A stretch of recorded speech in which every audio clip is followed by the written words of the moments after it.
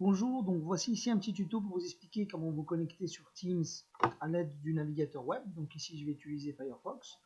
Donc voilà, sur la barre d'adresse, vous tapez www.office.com.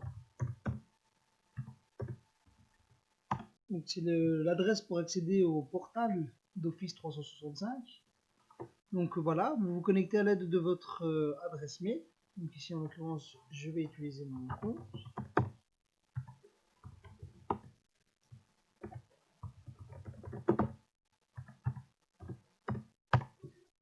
Ensuite, il va vous demander si c'est un compte professionnel ou d'école ou un compte personnel. Donc là, vous choisissez bien compte professionnel ou d'école.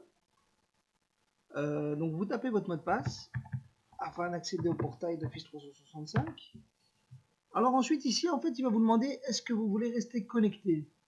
Je vous conseille de mettre oui afin d'éviter à chaque fois, lorsque vous allez ouvrir une application sur le portail Office 365, d'à chaque fois retaper votre adresse mail et votre mot de passe.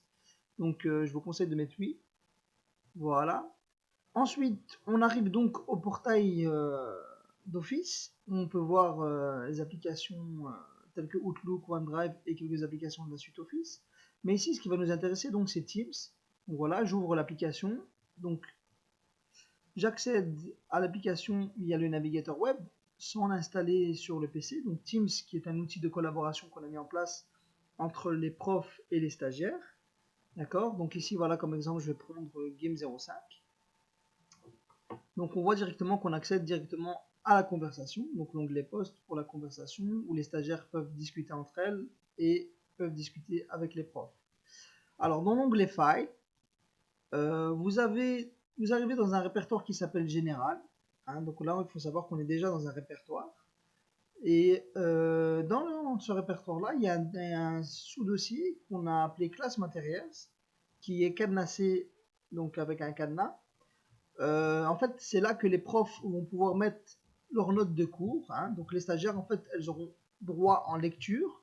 Elles pourront télécharger une copie dans ce répertoire-là, mais elles n'ont pas les droits de modification là-dessus. Donc elles savent uniquement récupérer des copies. Tandis qu'ici, donc dans Général, là, elles peuvent très bien mettre des notes. Elles ont les droits de lecture et écriture là-dessus. Donc voilà, en fait, il y a pas mal de fonctionnalités que vous pourrez découvrir. Donc là, voilà, par exemple, ici, on a l'horaire. Et donc voilà, ça, c'est l'application Teams directement utilisée via le navigateur web sans l'installer sur le PC.